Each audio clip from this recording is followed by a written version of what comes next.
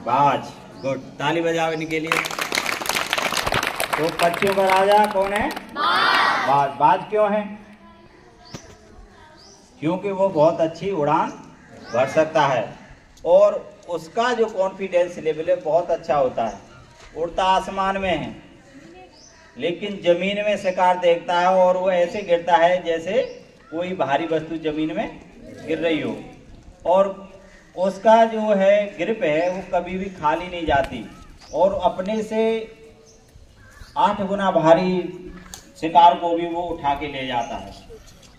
किसके बल से उठा के ले जाता है? पंजों की पकड़ और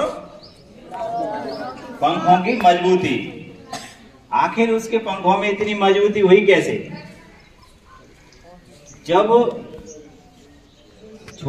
बाज का बच्चा होता है तो बाज क्या करता है, अपना घोंसला रखता है तो वो सॉफ्ट घास नहीं रखता है, आरामदायक घास घोंसले में नहीं रखता है और वो कटीली झाड़ियां रखता है, जिससे कि उसका जो बच्चा है जो उसमें अंडे से निकलेगा तो उसको आराम न मिले। वो कटीली झाड़ियां उसके शरीर में क्या करेंगी?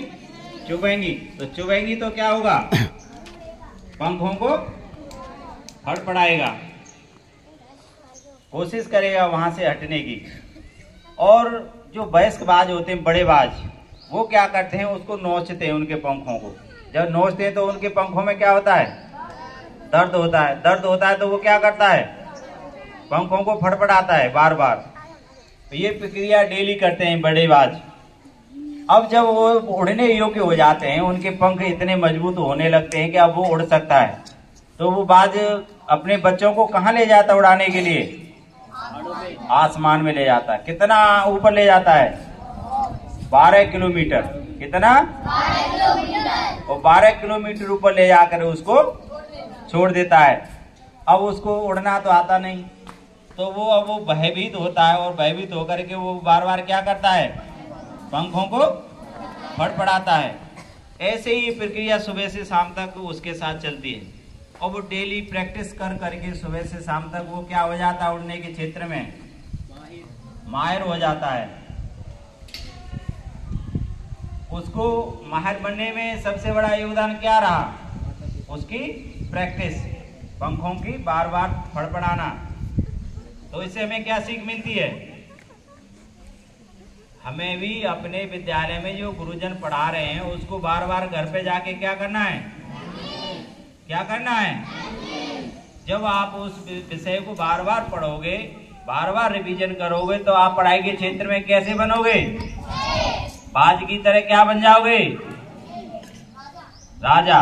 पढ़ाई के क्षेत्र में क्या बन जाओगे? तो कौन कौन बनना चाहता है पढ़ाई के क्षेत्र में? हाथ उठाओ पूरा। ये मुर्दों की तरह हाथ नहीं चाहिए। उठाओ बेटा। तो शाबाश, डाउन।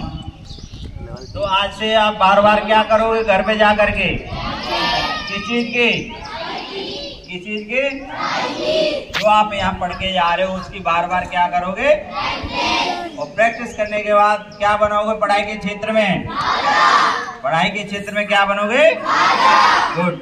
तो अब आपकी समझ में आ गया कि बार बार पढ़ने से बाज की तरह मजबूत बनना है। जैसे बाज बन जाता है अपने क्षेत्र में, पक्षियों का राजा हो गया बार बार प्रैक्टिस करने के बाद, तो ऐसे ही आप पढ़ाई के क्षेत्र में राजा बनोगे और अपने गुरुजनों का, अपने विद्यालय का और अपने माता पिता का नाम रोशन करो।